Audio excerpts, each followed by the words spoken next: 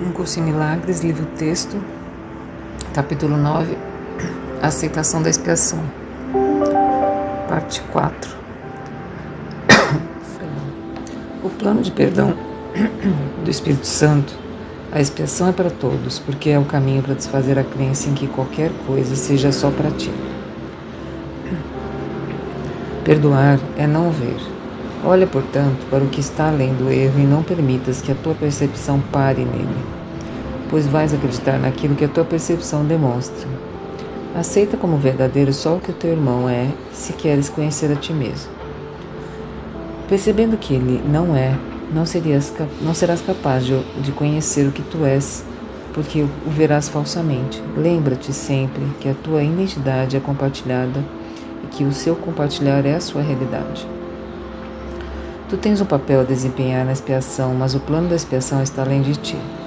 Não compreendes como não ver os erros, ou não os farias. Acreditar que não os fizeste, ou que podes corrigi-los sem um guia para a correção, seria meramente persistir no erro. E se não segues esse guia, teus erros não serão corrigidos.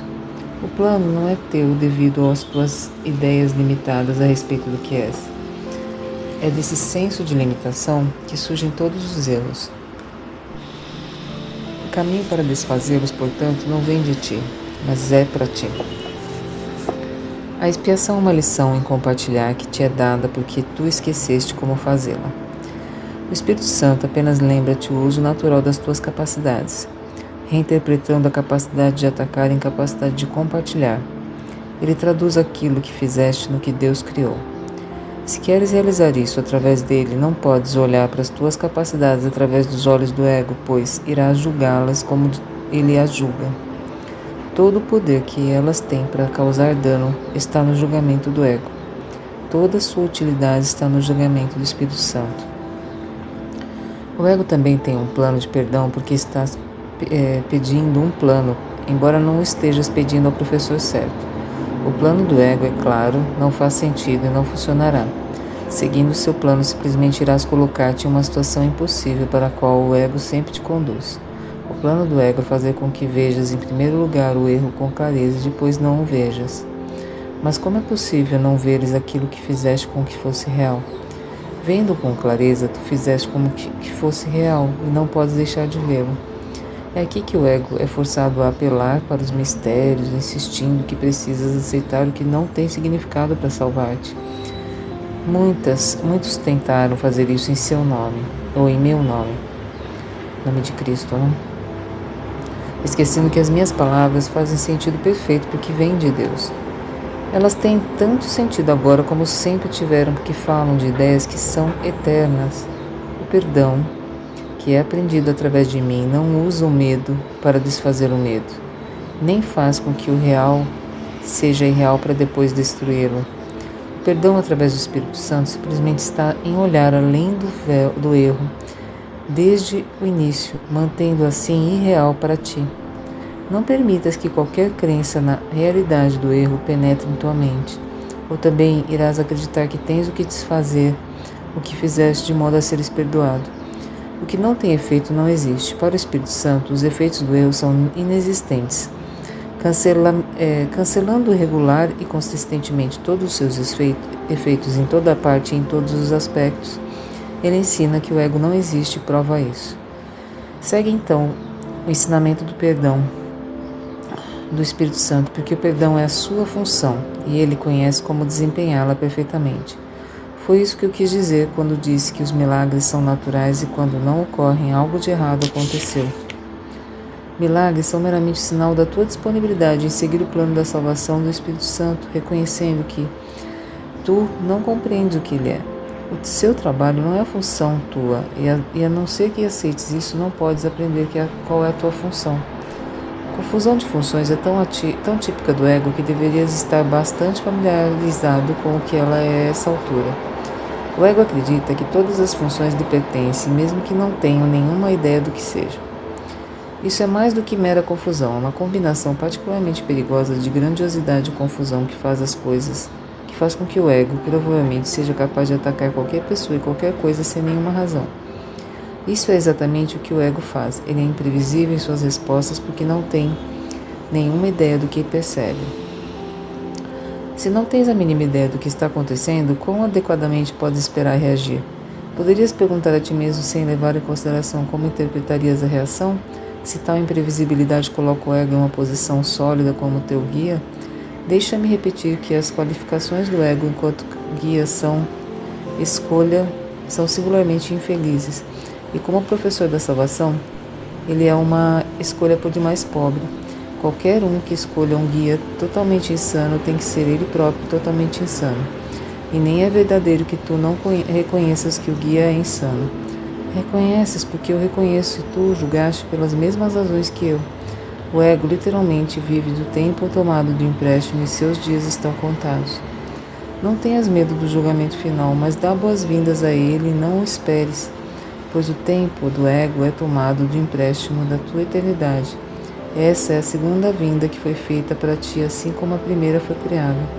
A segunda vinda é meramente o retorno do sentido. É possível que isso seja amedrontador? O que pode ser amedrontador além de fantasias e quem se volta para fantasias a não ser aquele que se desespera por não achar satisfação na realidade? Entretanto, é certo que nunca irás achar satisfação em fantasias, de modo que a tua única esperança é mudar a tua mente acerca da realidade. Só se a decisão do que é a realidade é amedrontadora estiver errada é que Deus pode estar certo. E eu te asseguro que Deus está certo. Fica contente, pois, por teres errado. Mas isso só aconteceu porque não sabias quem eras. Se soubesses, seria tão impossível para ti errar como para Deus. O impossível só pode acontecer em fantasias. Quando procuras a realidade em fantasias, não vais achá-la. Os símbolos da fantasia são do ego e desses acharás muito. Mas não olhes para eles em busca de significado. Eles não têm mais significado do que as fantasias de que são tecidos. Os contos de fadas podem ser agradáveis ou amedrontadores, mas ninguém os considera verdadeiros. As crianças podem acreditar neles e assim, por algum tempo, esses contos são verdadeiros para elas. Entretanto, quando a realidade desponta, as fantasias se vão. Nesse interim, a realidade não desapareceu. A segunda vinda é a consciência da realidade, não o seu retorno. Olha, minha criança, a realidade está aqui. Ela pertence a ti, a mim e a Deus, e é perfeitamente satisfatória para todos nós. Só essa consciência cura, porque é a consciência da verdade. Fim da leitura do livro-texto de hoje. Livro de Exercícios, lição 71. Só o plano de Deus para a salvação funcionará. Podes não reconhecer que o ego estabeleceu um plano para a salvação em oposição ao de Deus. É nesse plano que tu acreditas, já que é o oposto ao de Deus. Também acreditas que aceitar o plano de Deus vem em vez do plano do ego é ser condenado. Isso soa prepóstero, é claro. Entretanto, depois de considerarmos qual é exatamente o plano do ego, talvez reconheças que, por mais prepóstero que possa ser, de fato acreditas nele. O plano do ego para a salvação está centrado em guardar mágoas. Ele mantém que se outra pessoa falasse ou agisse de modo diferente, se alguma circunstância ou evento externo fosse mudado, seria salvo. Dessa forma, a fonte da salvação é constantemente percebida fora de ti. Cada mágoa que guardas é uma declaração, é uma afirmação na qual acreditas que diz: se isso fosse diferente, eu teria salvo, ou eu seria salvo. Desse modo, a mudança da mente necessária para a salvação é exigida de todos e de tudo, exceto de ti mesmo. O papel designado para a tua própria mente nesse plano é simplesmente o de determinar o que, exceto pela ela própria, tem que mudar, se é que hás de ser salvo. De acordo com esse plano insano, qualquer fonte de salvação percebida é aceitável, desde que não funcione. Isso assegura a continuação da busca infrutífera, pois persiste a ilusão de que, embora tal esperança sempre tenha falhado, ainda há justificativas para a esperança em outros lugares e em outras coisas. Outra pessoa ainda há de servir melhor, outra situação ainda há de oferecer sucesso. Tal é o plano do ego que, para a tua salvação, com certeza podes ver o quanto está estritamente de acordo com a doutrina básica do ego. Busca, mas não acha. Pois o que poderia garantir com maior segurança que não acharás a salvação do que canalizar todos os teus esforços para buscá-la onde ela não está? O plano de Deus para a salvação funciona simplesmente porque, ao seguir a sua orientação, buscas a salvação onde ela está. Mas para ter sucesso como Deus te promete, tens que estar disposto a buscar somente lá. De outra forma, o teu propósito está dividido e tentarás seguir dois planos para a salvação diametralmente opostos em todos os sentidos. O resultado só pode trazer confusão, miséria e um profundo senso de fracasso e desespero.